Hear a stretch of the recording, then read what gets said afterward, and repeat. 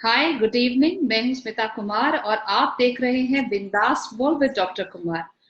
जैसा कि हमने आपको पहले भी बताया, कुछ हफ्तों से हमने इस आस्क द एक्सपर्ट सीरीज की शुरुआत की है। सेक्स और रिप्रोडक्टिव हेल्थ एक ऐसे टॉपिक है जिसपे ओपनली बात करना अभी भी एक टैबू समझा जाता है and it is not that easily discussed between families and people.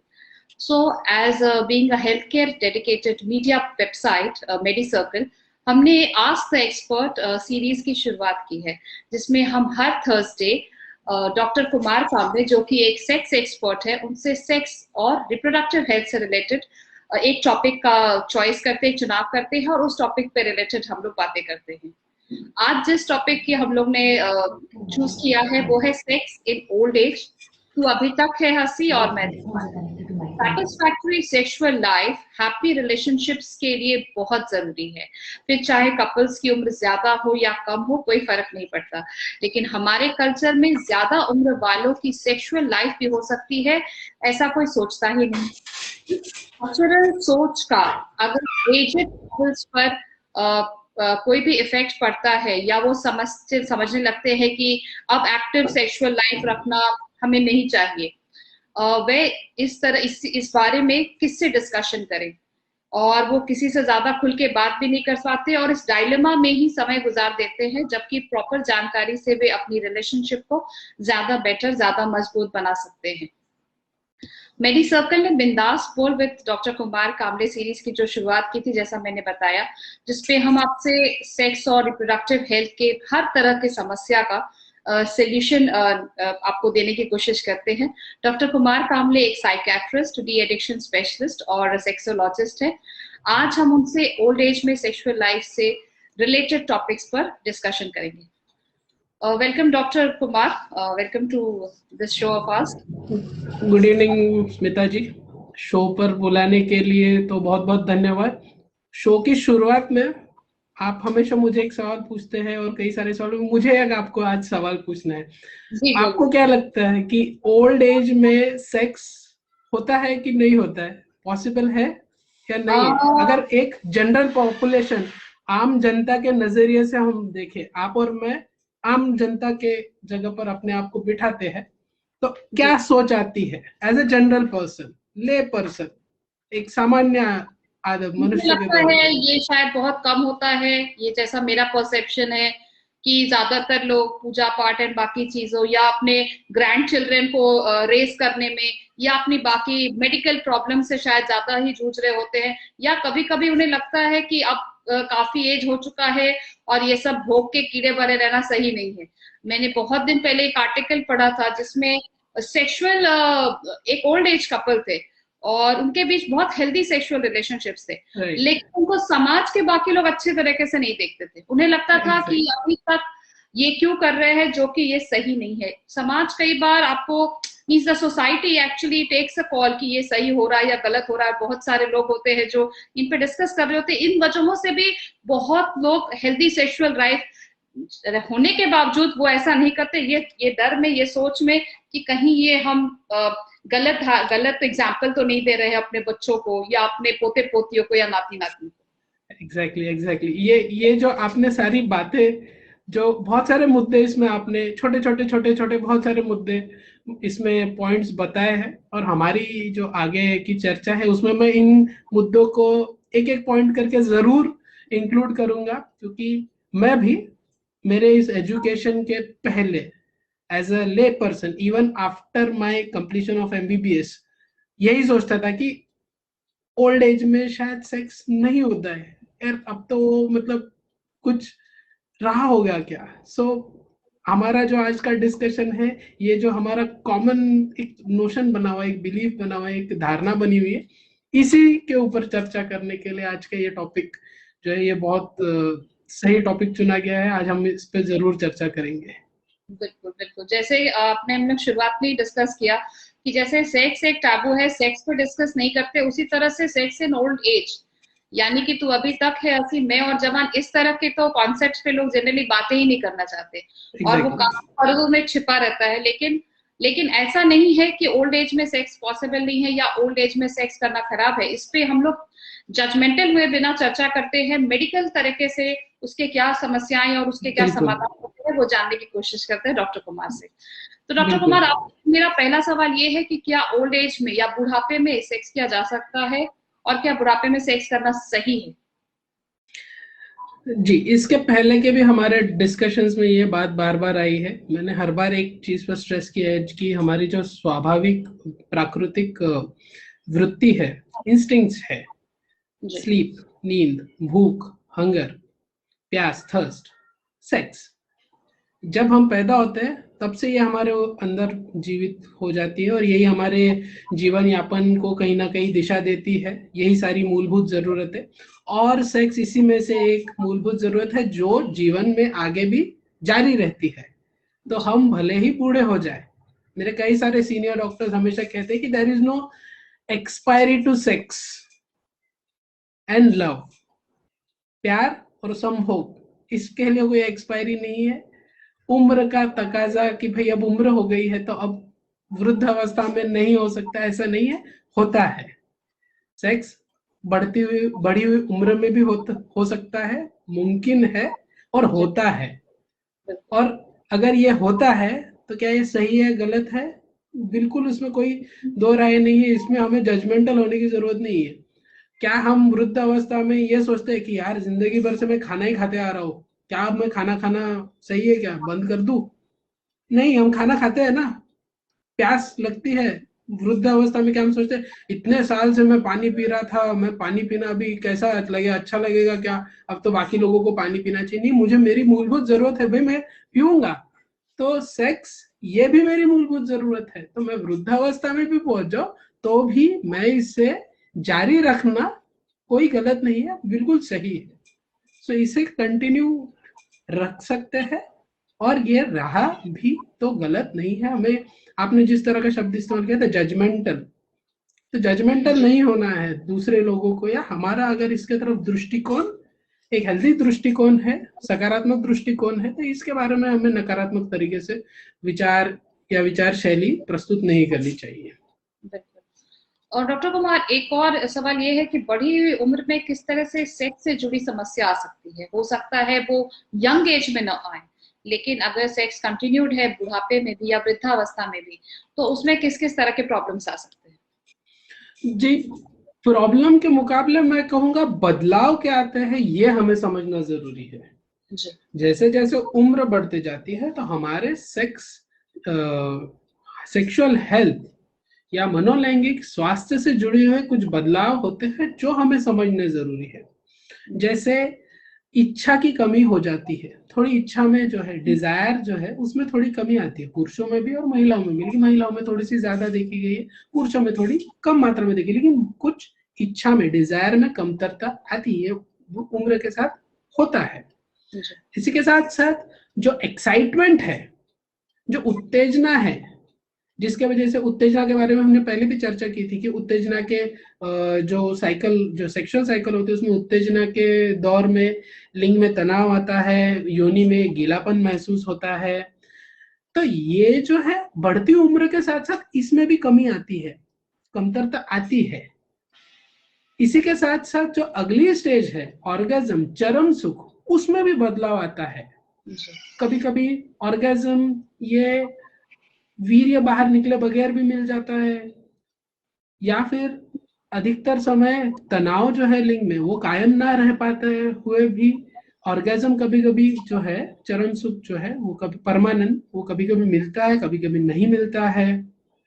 तो ये बदलाव आते हैं, इन्हें मैं समस्याओं के तौर पे तभी देखने लगूंगा जब मुझे इसके बारे में जानकारी नहीं है और इसके बारे में मैं नकारात्मक तरीके से सोचने लगूंगा कि भाई पहले तो यार इतना मस्त मैं किया करता था, अब तो टाइट ही नहीं होता है। तो ये जो बदलाव है इसे स्वीकार कीजिए ना। अगर आप स्वीकार करोगे तो ये बदलाव को समस्या के तौर पे नहीं देखोगे।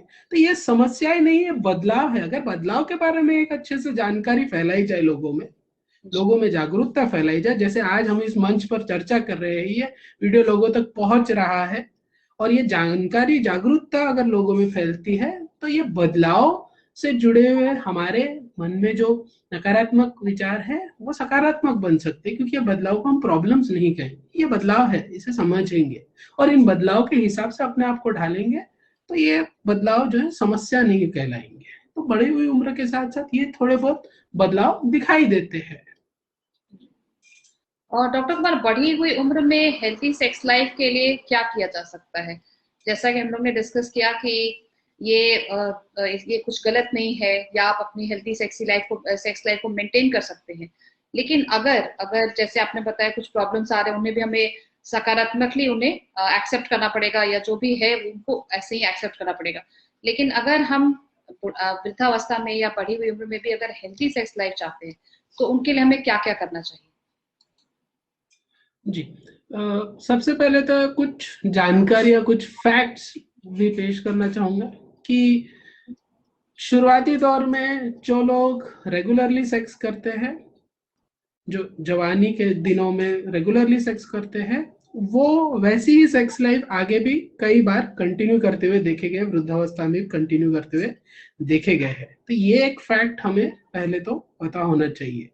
तो इसके साथ साथ आमतौर पे जो भी मैं हमेशा सलाह देता हूँ कि आपकी शारीरिक स्वास्थ्य का हमेशा ख्याल रखें, और शारीरिक स्वास्थ्य का जो है मानसिक स्वास्थ्य से भी बहुत गहरा रिश्ता होता है।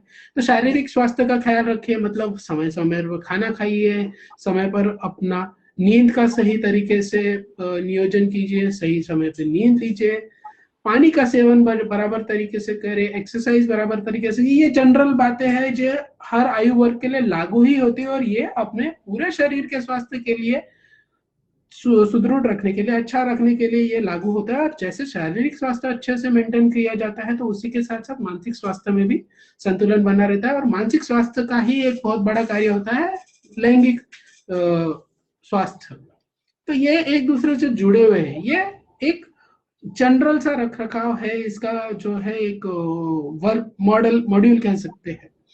अभी इसमें भी अगर हम सेक्सुअल हेल्थ से जुड़े हुए कुछ चीजों को कैसे हेल्दी रखें, तो कुछ चीजों जो है वो सोशल तौर पे भी हमें समझ में आनी चाहिए। जैसे एज हमारे पेरेंट्स, एज हमारे घर में अगर वृद्ध व्यक्ति है, तो क्या उन्हें प्राइवेसी मिल रही है, इसकी जानकारी होनी चाहिए। तो ये एक सोशल एडजस्टमेंट जरूरी है कि एल्डर कपल को, जो वृद्ध साथी है, जो कपल है घर के, तो उन्हें एक प्राइवेसी, अलग से कमरा होना चाहिए, उनके साथ समय बिताने के लिए अच्छे से एक अलग कमरा होना चाहिए।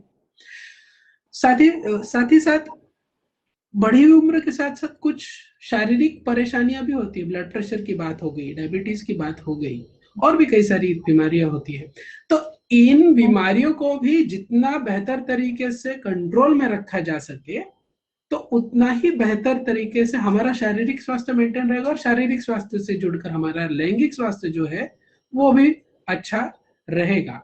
तो इसीलिए बुढ़ापे में सेक्स अगर अच्छा होना चाहिए, तो हमें जवानी से शुरुआत करनी है। हम जवानी में अपने शरीर का अगर अच्छा ख्याल रखते हैं, ब्लड प्रेशर, डायबिटीज कंट्रोल में रखते हैं, हमारे शरीर में वो होने को टालते हैं, या अगर होता भी है तो उसे कंट्रोल में रखते हैं, तो लंबे समय तक हमारा शारीरिक स्वास्थ्य सही बना रहेगा, और हमारा जो सेक्सुअल हेल्थ है, लैंगिक स्वास्थ्य है, वो भी अच्छा बना रहेगा। तो बढ़ती हुई उम्र के साथ भी हम हमारे सेक्सुअल हेल्थ को अच्छे से मेंटेन कर लेंगे। इसमें एक और मुद्दा मैं ऐड करना चाहूंगा, जिसके बारे में लोगों को शायद थोड़ी सी जानकारी ना हो, इसके लिए वो ये है कि बढ़ी हुई उम्र में सेक्स कैसे होता है, सेक्सुअल हेल्थ कैसे कायम रखी जाती है, मतलब शारीरिक संबंध कैसे मेंटेन होते हैं।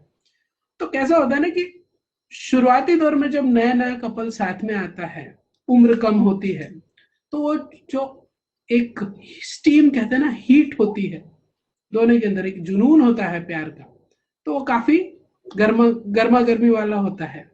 तो सेक्स तभी काफी ज्यादा समय कई बार होता है, फ्रीक्वेंसी ज्यादा होती है, दिन में कई बार होता है, आगे चल के हफ्ते में कई बार होता है, आगे चल के फिर महीने में कुछ दिन में होने लगता है। तो ऐसे धीरे धीरे फ्रीक्वेंसी शुरुआत में ज्यादा होती है, जैसे जैसे उम्र बढ़ते जाती है, जिम्मेदारियां बढ़ते जाती है, परिवार बढ़ते जाता है, अलग अलग चीजें में कपल एंगेज हो जाता है, तो उनके लिए समय कम होते जाता है।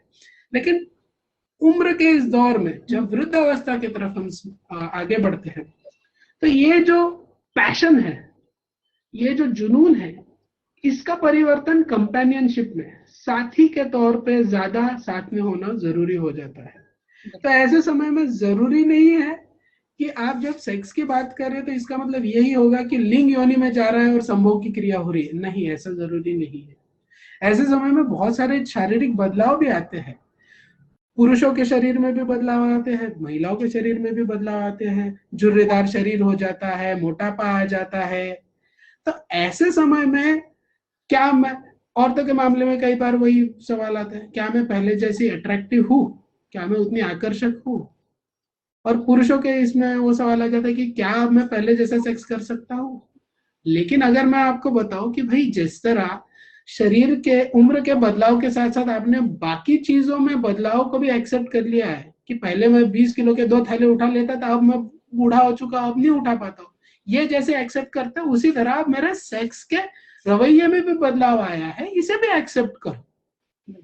एंड सबसे इंपॉर्टेंट जो कंपेनियनशिप की बात होती है कि मेरे लिए तुम अब भी उतनी ही सुंदर हो, जो हमारा आज का वाक्य है ना, तू अभी तक है हंसी और मैं जवान, ये उसे दर्शाता है कि तुम कितनी भी झुर्रीदार हो गई हो और मैं कितना भी मोटा हो गया हूँ, लेकिन तुम अभी तक मेरे लिए वही हो और मैं भी तुम्हारे लिए वही हूँ। ये जो एक दूसरे को अप्रिशिएट करना जो है, ये जारी रखना बहुत जरूरी है। यही कंपेनियनशिप का एक बहुत इंपॉर्टेंट बेस बन जाता है। तो वृद्धावस्था में सेक्स मतलब लिंग और योनि का समागम नहीं होता, उसमें कई बार केवल एक दूसरे का साथ, एक दूसरे को सपोर्ट करना, इमोशनली एक दूसरे को सपोर्ट करना। इवन जब संभोग की क्रियाएं वगैरह क्रियाएं भी जब होती है तो बहुत बार लिंग योनि में जा रहा है, ये ज्यादा इंपॉर्टेंट नहीं होता है। टच, ये जो एक दूसरे को स्पर्श किया जाता है, जिसे फोर प्ले जो हम कहते हैं, उसमें ज्यादा से ज्यादा समय वृद्धावस्था में अगर हम बिताते हैं तो वो सेक्सुअली ज्यादा सेटिस्फाइंग होता है, लैंगिक तौर पे ज्यादा समाधान हमें उससे मिलता है। तो वृद्धावस्था में जब जाते हैं तो लिंग और योनि के संभोग के अलावा जो जिस तरीके से सेक्स से जुड़े हुआ हम संतुष्टि प्राप्त कर सकते हैं, तो ये तरीका जो फोर प्ले है, उसमें ज्यादा से ज्यादा समय बिताकर हम एक दूसरे को सेटिस्फेक्शन दे सकते हैं वृद्ध अवस्था में। तो ये अगर जानकारी हो तो अगर इस तरीके से कोई एल्डरली कपल एक दूसरे के साथ समय बिताता है तो ये उनको संतुष्टि को प्राप्त करने में ज्यादा आसानी होगा।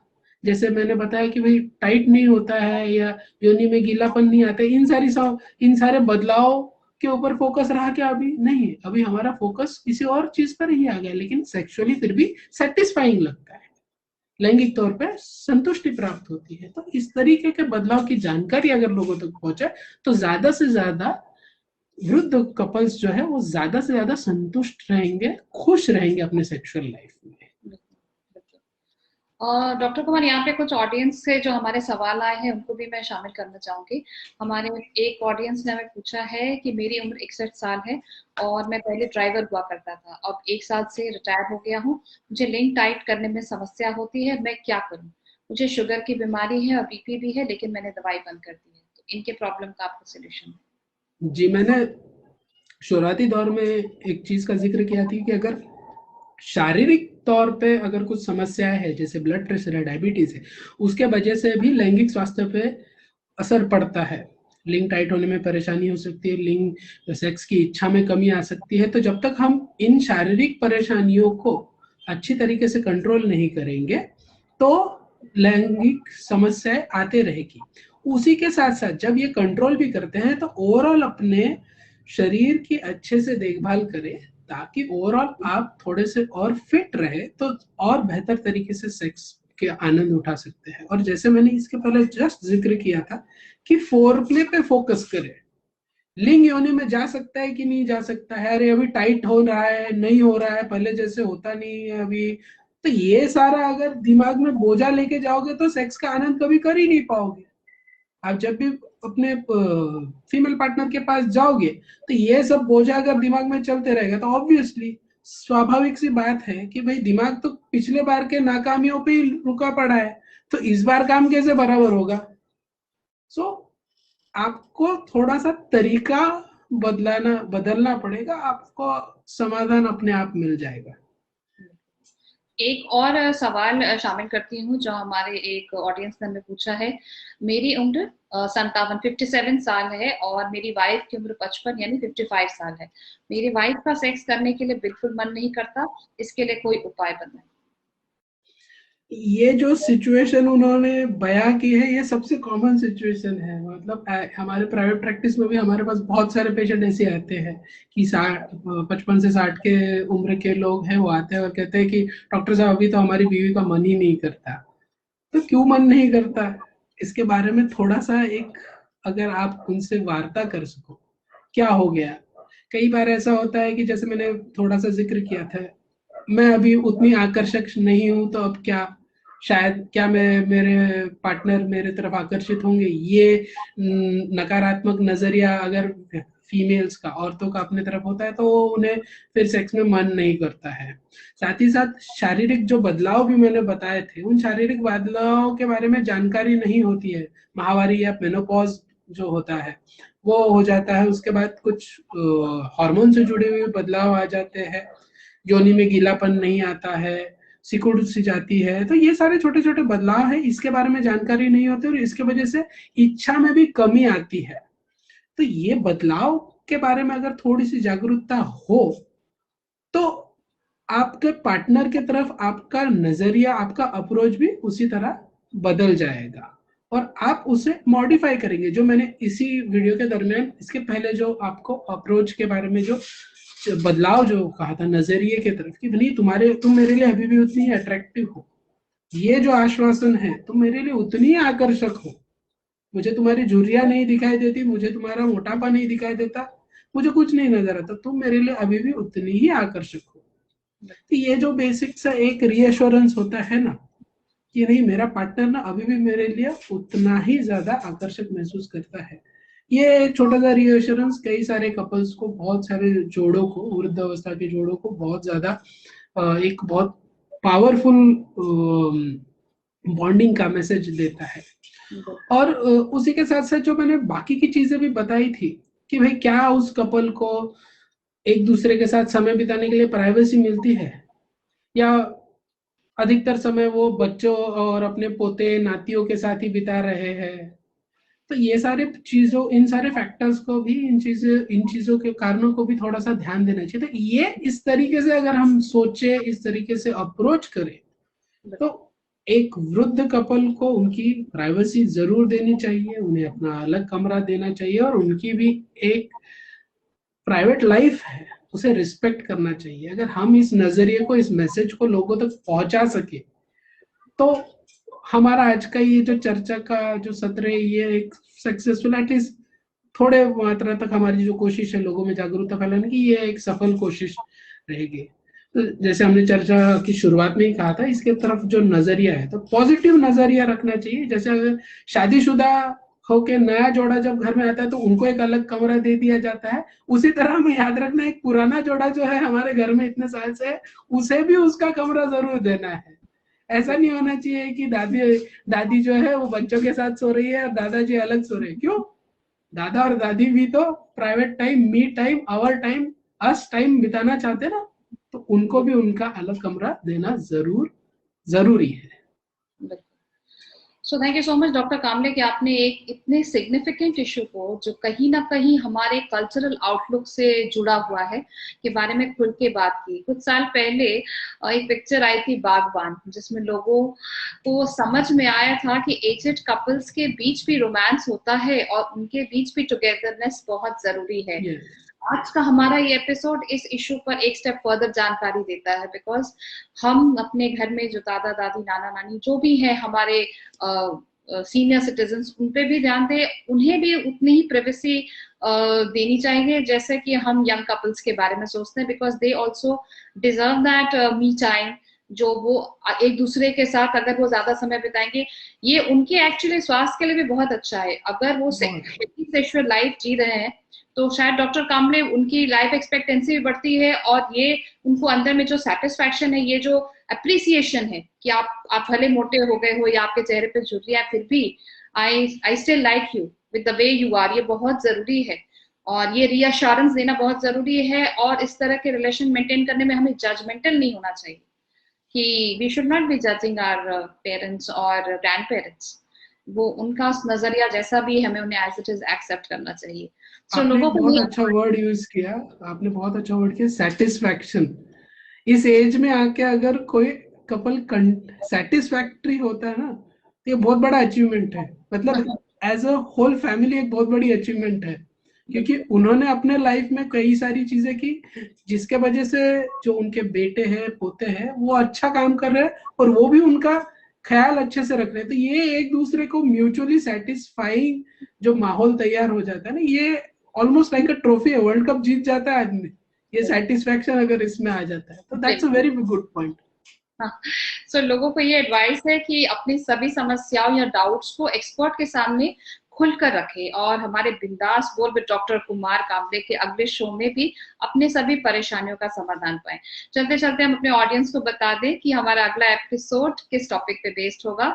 सो वो टॉपिक है big O for great orgasm या चरम सुख के ऊपर। आप ऑर्गेज्म से रिलेटेड सभी सवाल team@medicircle.in पर लिखकर भेज सकते हैं, ताकि उनके जवाब हम अगले एपिसोड में आपको दे सकें। आपकी आइडेंटिटी बिल्कुल ही डिस्क्लोज नहीं की जाएगी, इसलिए आप बेफिक्र होकर अपने सारे सवाल हम तक भेजें। और thank you so much doctor Kamle for joining us and taking good step कि आपने एक इस तरह के टॉपिक का चुनाव किया, बिकॉज हर बार हम लोग जनरली यंग कपल्स और उनसे रिलेटेड ही प्रॉब्लम्स ले रहे थे ये 3-4 एपिसोड्स में। But our parents and grand parents also deserve this कि अभी हम भी उनके लिए कुछ करें, and it should be like that. So ये बहुत ही अच्छा है। आप जो भी ये एपिसोड देख रहे हैं, जो भी इस वीडियो को वॉच कर रहे हैं, kindly don't start being judgmental होना बिल्कुल छोड़ दें, बिकॉज जब आप उस एज में होंगे तो फिर आप भी ये एक्सपेक्ट नहीं करेंगे कि आपके बच्चे आपको जज करें। सो thank you so much for joining doctor Kumar Kamle, and for all the audience, अगर आपको भी सेक्स और रिप्रोडक्टिव हेल्थ से रिलेटेड किसी भी परेशानी ने आपको घेर रखा है तो काइंडली कम टू अस और अपने सारे प्रॉब्लम्स के सोल्यूशन डॉक्टर कुमार कामले से जाने। Stay safe, stay healthy. Thank you Smita ji.